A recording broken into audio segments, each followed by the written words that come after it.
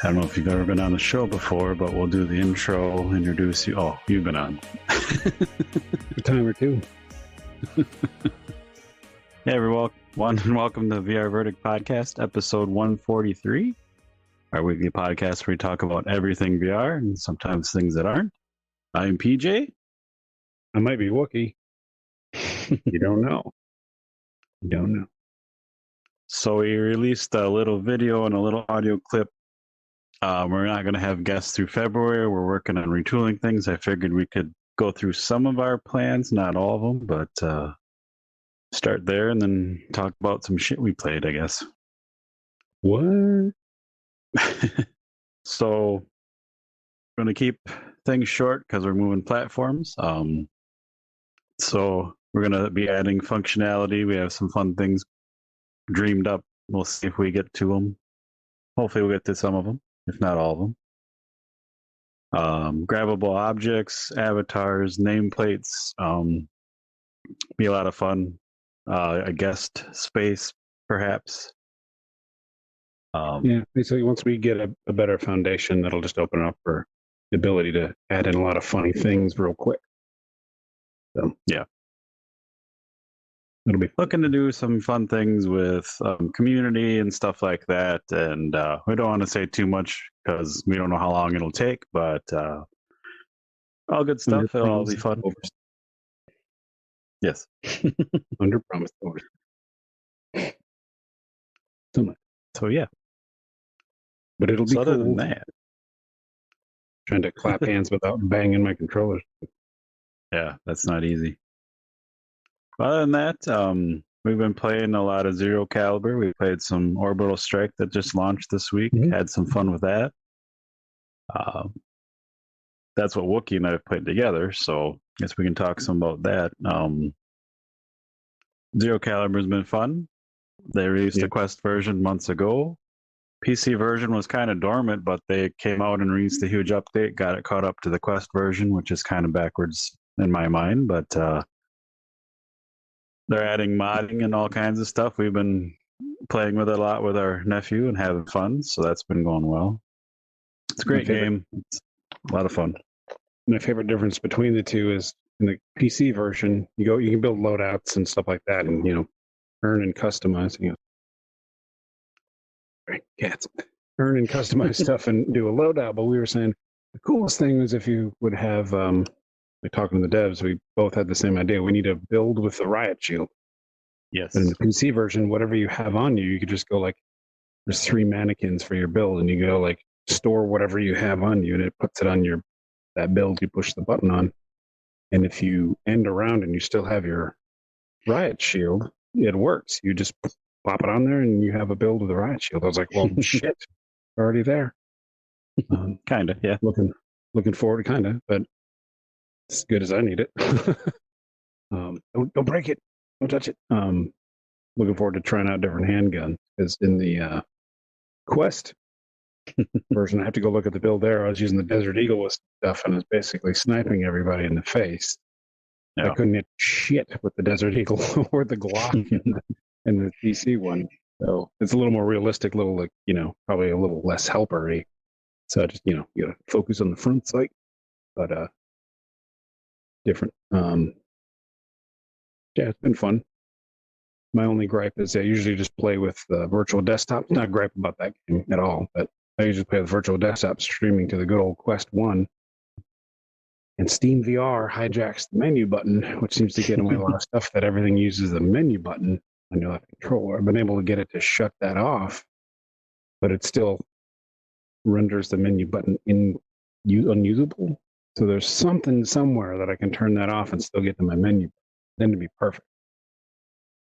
But yeah, I should really play on my Quest 2 connected to the PC more. I played with it in the initial starting days, and I haven't touched it. But yeah, help kind of smooth and figure out some of that crap. Maybe I should just try it. Well, those are those goofy differences. Like when we started the podcast, we were just like, it was a hell of a time where I was figuring out how to get shit set up.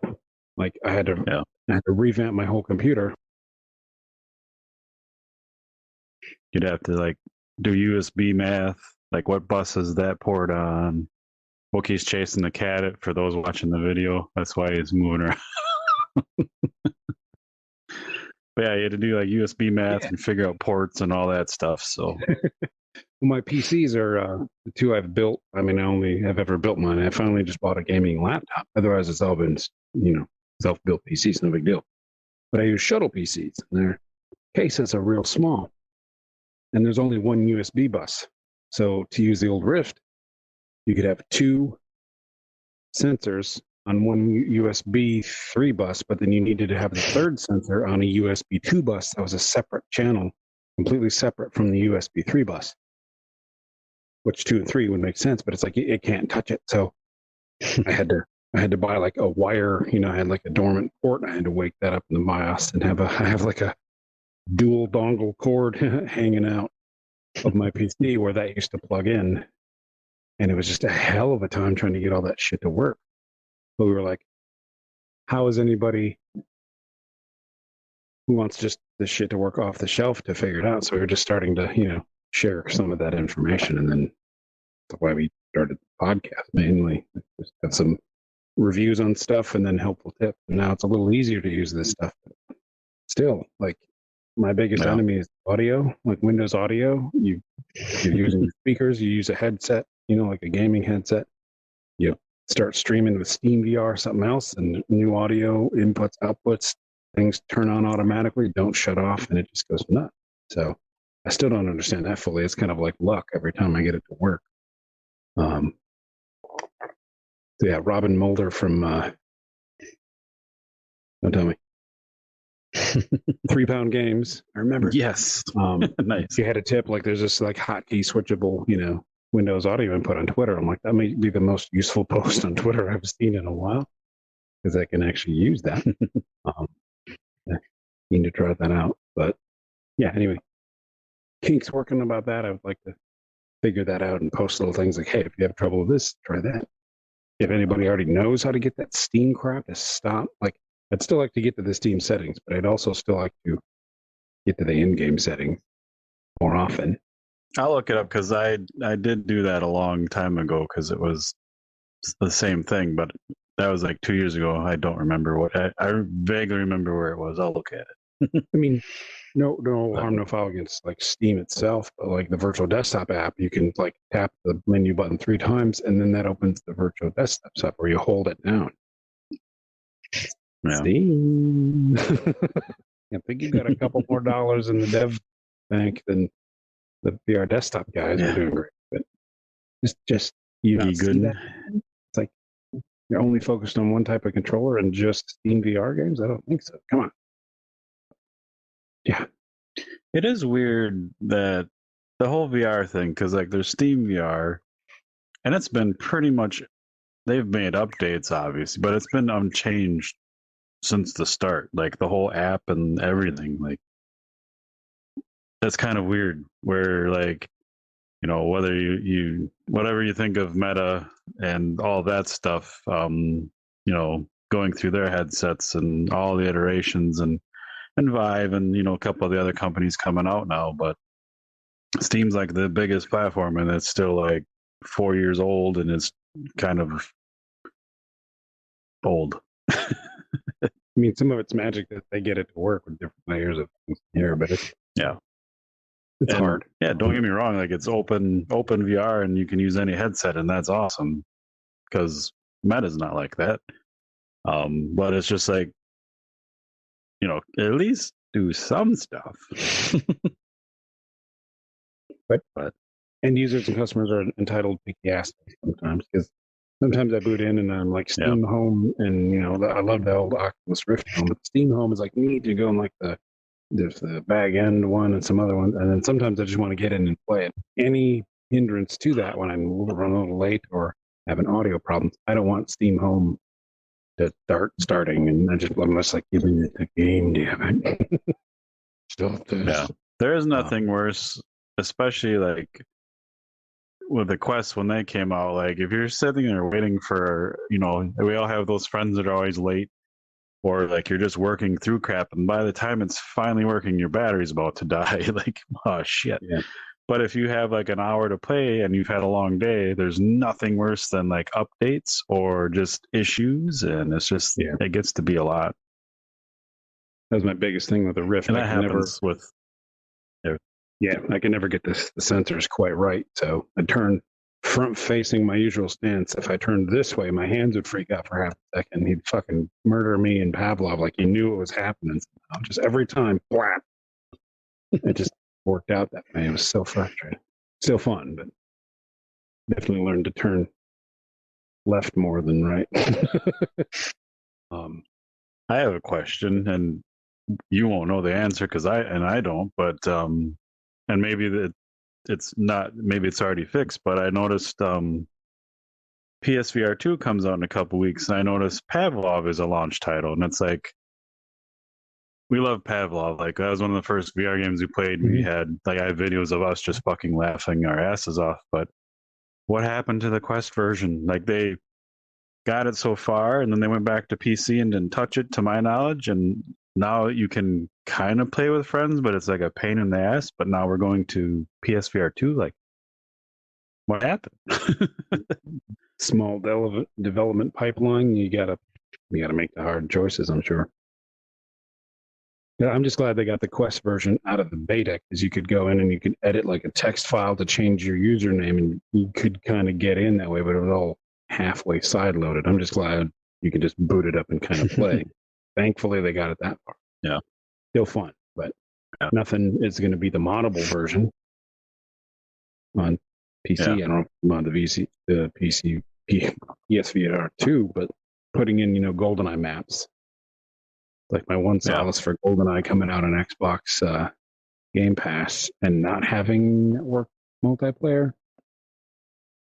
Pavlov can save the day there. That still even works. Used to work. Yeah, it's still there.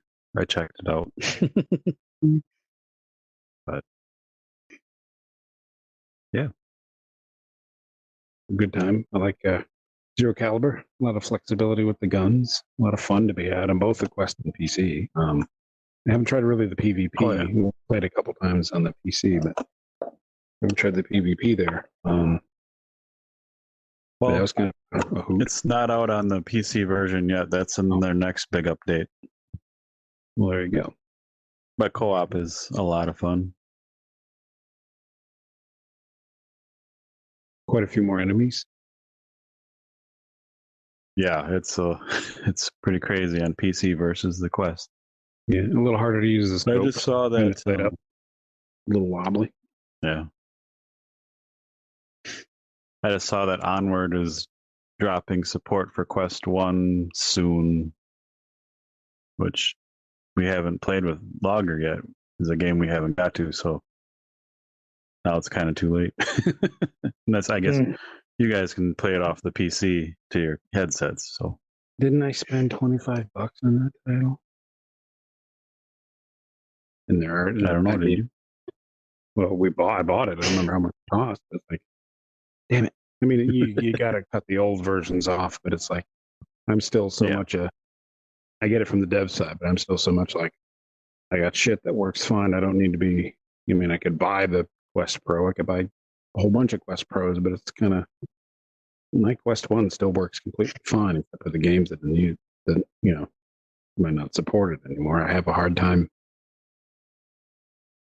Eat them either all or nothing. I'm like going to give me an HTC Vive and all these and the Pico. Like I keep seeing people on Twitter buy them all, buy a $8,000 gaming PC. Why not? Like, Wookiee only needs this much. Or you go crazy, because I still can't afford time to play The Witcher 3. Not the HD remake, but The Witcher 3 DLCs. Fuck. Damn. Which I own on PlayStation. Because you're always in the goddamn bathroom and PC. I gotta keep it washed. No, I bought the DLC for the PS 4 or whatever because it had the deck of cards, and I've got the special edition for the Xbox with the stat sheet that's still in the box because it had the deck of cards. Actually, that one I didn't know had the deck of cards, but I have it. I have the DLCs in the game on like all the platforms, but it's kind of like, yeah, why don't you play them? But I have more fun buying them than actually making time. Yeah, It's weird. Fucking yeah, Zero Caliber, love it. Love the fact that I was kind of surprised that maybe it's just a holdover from how the game was, before they started working on it after updating the quest. But anything you have on you, like I said, with the riot shield, you can bring into the armory and add it to your loadout. So my favorite gun, Vector. Other favorite gun, tied for number one, G36C. I've got them all decked out with shit we found on the street. And then that 50 cal sniper, the Barrett 50 cal thing.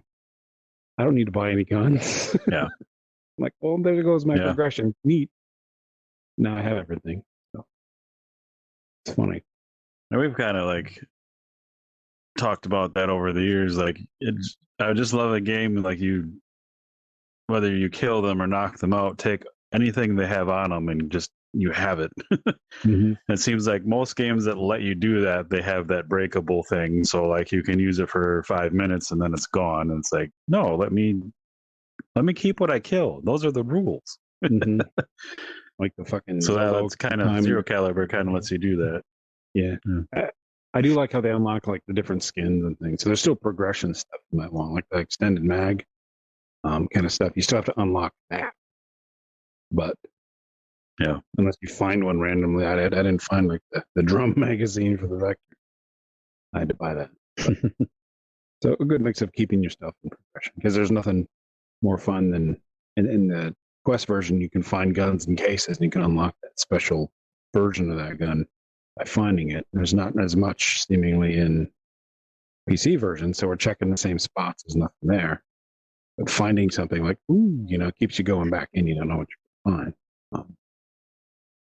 But just keeping all the stuff. I'm glad there's still progression. But I'm getting it. A reason to keep going in. Yeah. Now I just wish he had a bipod on the gun. I gotta give him that tip. The bipod, when you grip it, it grips like the bipod when you're like holding it. Like instead of just gripping the barrel or using even a C-clamp grip. Sorry. There's a bipod on the front of your gun for stability. If you put one on there, your hand actually grabs the bottom of the bipod, and it just looks weird. It looks like I can't shoot it. It bugs the crap out. But it works. Just goofy. Throwing axes, come on, it's a good game. But on normal, they're pretty tough. I wanted to use the shield and the throwing axe and just go all Viking on people. You can't really get close to them. They shoot you right through the eye hole of your shield or something. Or your feet. One of them got a kill shot that shows the kill shot laser beam and goes right into my feet. It's like, what game did we used to play where I kept calling you a foot-hitting son of a bitch?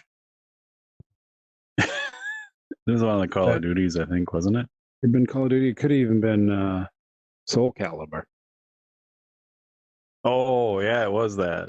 Because we do the low attack and tap your foot and kill you. You're like, technical. Not exciting, but it works. You foot-hitting son of a bitch. There's me trying to learn how to do Mackey's, stance-based combos. Foot hit. Fuck you. I'm artistry over here. Artistry incarnate, and you're foot hitting. Sorry. Rant. You and Keelik with the fucking bow staff. Yep. Remember that one? That's probably it. Hit me from like half a room away. Can't stop that. It's like Indiana Jones and the, bringing a sword to a gunfight type of thing. You're over there just flowing and dead. Yeah. I think I got it. I'm going to do something really cool. Yeah, might as well just go that nightmare guy on me. But then Orbital Strike, surprisingly fun. Yeah. Oh, you should go. Why do I say that? Because just kidding. It's not like the game. You boot in and it's giving you all this words. I don't know what the hell's going on. I'll be honest. The intro had me lost. I'm like, am I in some crazy sci-fi novel? Because it just had all these words, very well voice acted. couldn't follow what was going on. Still don't know. But then something, Yeah. Like the next day you're thinking about it. I'm like, it was kind of fun just zooming around and blowing stuff up in that game. Like it keeps you kind of interested. Again, don't know what the hell's going on, but it was fun. Yeah. Learning how to. So yeah, you're like I think we're robots, and you're flying through space as a humanoid, not like a ship or anything, but you're fighting ships, and there's a little space mining. what would you call it? There's space mining, but RTS management of ships you can call in if you have resources for mining. Really neat, like very original, very cool idea. But like what you said, the intro voice acting was great, but it was like too much at once, and you're like, I'd only caught a quarter of that. And we were let the dev know that, and he's like, yeah, I cleaned up some stuff, so I want to hop back in and check it out again. But really cool stuff, a lot of cool mechanics. There's a few things that you kind of have to try to figure out, and we did, but we were using the wrong piece of equipment, so that was kind of funny. Communication. I was like, one of us take the inside, one of us take I have the weapon choice, and I think we both took the inside. Yeah. Well, one of the cool things I like, so if you're near each other, you're talking normal, but you get like 10, 20 feet away, and you're like over a comms, like a robotic voice, and it just sounds really good. To the point when we get near each other again, because you're flying through space, like it's huge. It'd be like really weird because you're like, oh crap, that's right, your voice is normal now. I didn't even know that. On the ship, you're normal, and then as soon as I would take out, like jump out of the thing and leave the ship, then I would turn. You'd hear the radio static. I love that audio layer stuff where they do that. Echoes like, "All right, I'm hungry." When there's processing, that is fun. Added a little element of you're really there to it, but it's got a good system for like throwing things. You can actually throw things and feel like you're going to hit something with it. Some of it auto tracks and targets, but usually throwing stuff is like you let go of a button, and depending on when you throw the grenade or something like that, this one you like hold the button outside of like the weapon choice ring, and you're in like throw mode or something like that. And then it's like anything you do is going to throw it, and it worked really well. We were throwing guns back and forth, and it was actually giving us ammo. I think. I don't know if that's a bug or a feature, but if you throw a gun to somebody else, I'm out of ammo with the bazooka. I throw it at PJ, and he throws his heavy weapons in that slot, flies out of his hand. I grab it. I've got 40 more bullets or something. Like infinite ammo. That's a cool co-op moment. So yeah, commanding ship. So calling those in, telling them to blow stuff up. Yeah, you can call in ships. We didn't even scratch the surface. There's a whole list of stuff there. But you can play co-op 1 to 4 people. You can play solo. I enjoyed it. I'm excited to hop back in and try it. Like you said, I was thinking about it all the next day. Like, okay, if we did this, that would have worked. Or it's cool when that happens because it doesn't happen as much as it used to in the past. Yeah, some thought went into like the feel and the gameplay of that kind of thing. So yeah, that is a surprise, and it's like the next day you felt like you bought an N64 game and you're still thinking about it. A nice treat. Yeah, highest compliment. Going back to riot shields though, that's something I want in VR. I want a game, and we've talked about this where whether you somehow you connect the 2 players, and the guy in the front has a riot shield and the guy in the back has the gun, and using him as cover and moving through hallways and shit, like that'd be fun. Because like in VR, that riot shield, when there's 10 people shooting at you, it feels crazy. It's awesome. It's nuts. To the point where I kind of want to have 2 riot shields and see if I can cover you guys, and then you shoot over something, but then I'd be screwed. Yeah. And there's no like attachment spot for the riot shield, so please update that. Don't change it so I can use the riot shield. Like, oh, we fixed the bug. But like you can't put it away. Like if you have to reload your gun, you got to drop it for a second, put it in. Like handguns, there's like an easy way to reload as long as you don't run out. But I did figure out with the Dirty Harry gun, you can run out because you don't have to pull the chamber back. You just flip the flip the whatever it's called. Maybe that's called the chamber on the revolver, and then you get your bullets. Otherwise, you got to drop it. Hope you do it because it disappears real quick. I think you drop stuff. But yeah, riot shields are fun. Even like Destiny or not Destiny, Division 1 riot shield couldn't use your main weapon. Yeah. Still fun.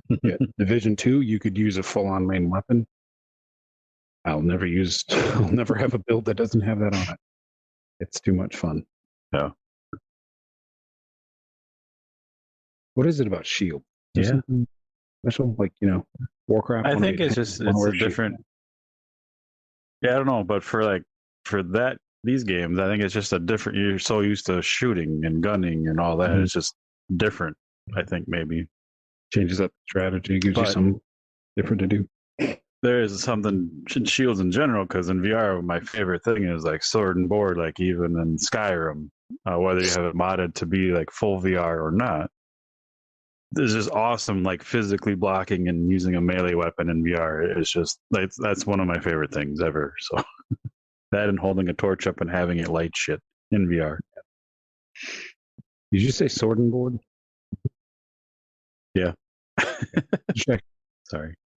It's fine. It just sounds like a bed and breakfast. Some people say that and it's like, shut up.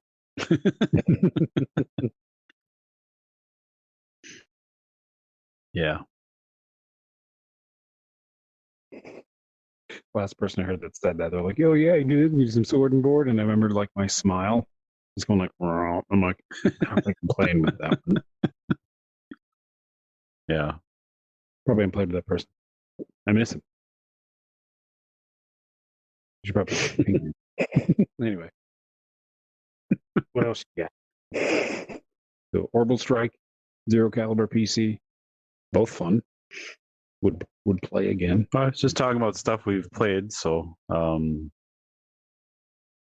than that, like I've played a lot. I play many more titles than you do. We've talked about this, but we got to keep bringing it up. Yeah, no. I'm just keep shaming me. We're just not a podcast that like keeps up on like I know when certain games are coming out, because I playtest a lot of shit that I can't talk about, and I don't like being that person like, oh, I played a game I can't talk about. Like I don't like that. But like headsets and like technology, yeah, it's awesome, but I'm very much more into games than the actual hardware. So I know other people aren't, and God bless them, and they have their chats about that, but I don't really care. It's all cool, but it's this here. Let's talk about this, because this kind of struck me as funny. Where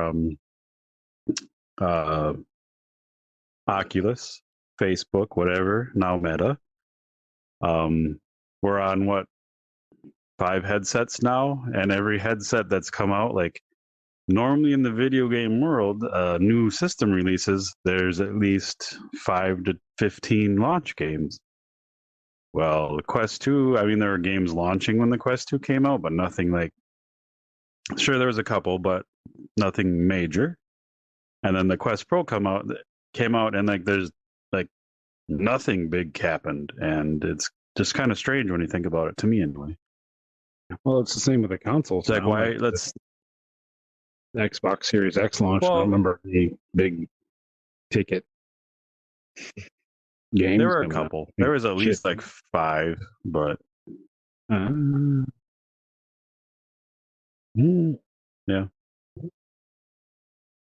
Microsoft It's just strange. It kind of like an old Xbox. That's all I know.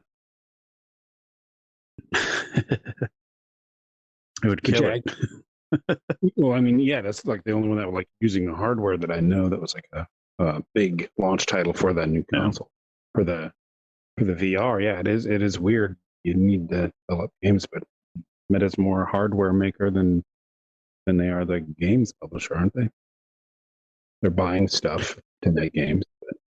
They have a lot of studios, and they've made, like, if you want to, like, air quotes, the biggest games. And it's been a while, which, I mean, maybe it's fine, but just kind of weird. Yeah, I mean, that's the gaming thing as a whole. It's sad that you don't new console and be like, oh shit. I mean, you'll never get the same experience of the new Xbox with the Halo coming out with it. It's gone. So I don't know if that's even a thing in the gaming universe anymore. Big hardware launches coming with, stuff. Yeah. It's just funny because like indie devs, non-meta devs are carrying the platform, but meta for the most part, like, and we hear mixed stories, so take all this with a grain of salt, but between App Lab and all that stuff, like they treat devs not great a lot of the time. So it's like they're carrying your platform, like fucking help them out, be nice about it. Like what the fuck? I've heard good stories. You're gonna bury your game in App Lab and you can't find it, but thanks for being here. Like, just the whole thing is so bizarre.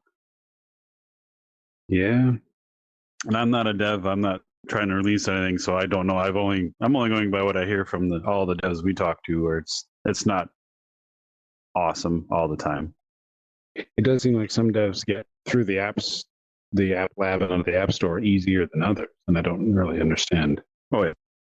I mean, sometimes you know why, but sometimes you just feel like games is just as polished as some of the others when you're screwed. The dumbest thing I've heard is, "Hey, we already have this amount of that type of game. We're good." It's like, fuck off. Let me release my game. Weird.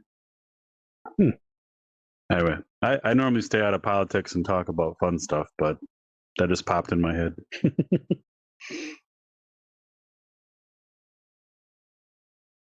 Yeah.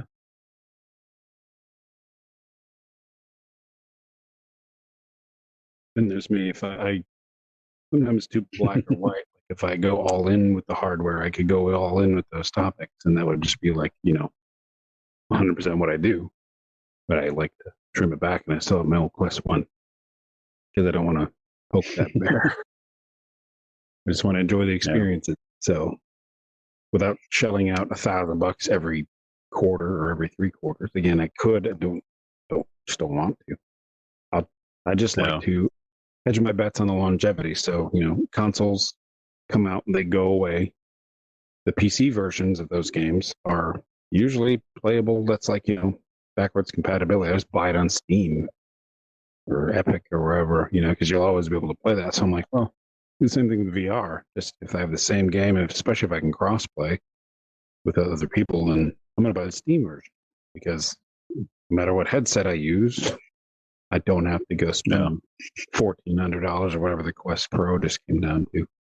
Not that I won't love new hardware when I get it. I am completely ecstatic about it, but it's I know the rabbit hole Wookiee would get down into. Would have 4 headsets and not use any of them as much as you should. Yeah. That was kind of my point, I guess. Like with buying the Quest Pro and spending that much, it's like, what else do I get? I get these cool things, and like it does push VR ahead, but for that price, I should have a couple games to play. Well, I love something new, but pushing more polygons, but there's still something about squeezing. Not that you have to be like, I have to know the Quest, the PS2 or whatever, so hard that I know exactly how to do it, but like some of the lower poly, well textured, people focusing on the right part of the silhouette of a 3D model instead of just shoving garbage at it. There's still way more charm to that. So like I would, not that to knock any current devs, but I would, jump into a VR version of an N64 game and probably be more blown away because of the time, crafting it to fit the medium better than just saying, oh, let me, just rush a game out because, why not? Somebody's going to buy it. But I like being seeing the creative, constraint, keeping like, what can you make simply in a game that doesn't need to have crazy graphics? Because the more crazy graphics you throw at stuff, unless you have a defined art style, I'm not going to like it. like bang out, like everything looks like it fits together for me.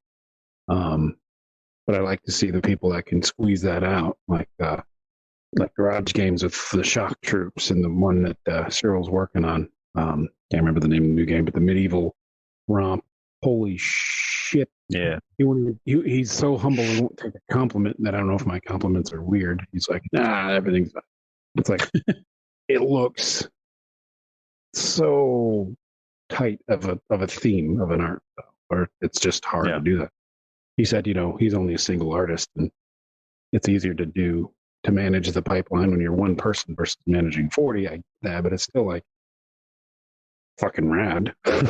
You can't say otherwise. But. Yeah, those like that landscape, just the pictures you shared, like that's something I'll legit I would put my headset on and just lay in bed and just hang out in that space by myself, not doing anything, because that's how gorgeous it looks. Like instead of a fast travel, if there's like a wagon tour of those areas, I would just be like, chill out, just chill out and watch it all go by. Probably get wrapping up here because we don't know. We're supposed to have an hour, but it seems like it gets cut off before that, so it's been like 35 minutes. Yeah.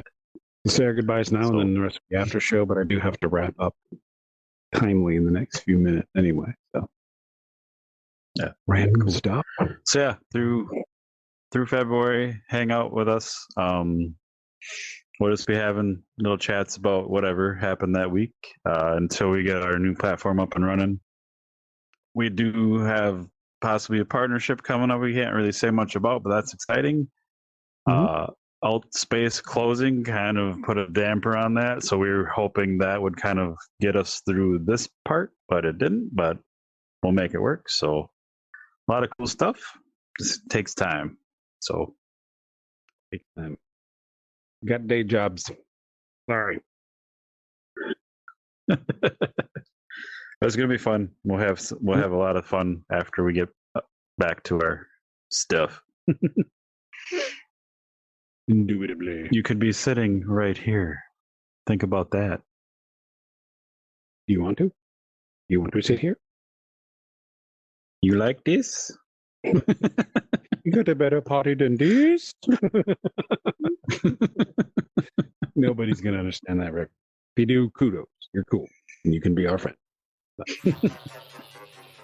Have a good night. Thanks for listening. I gotta go. See you guys. Enjoy your stay.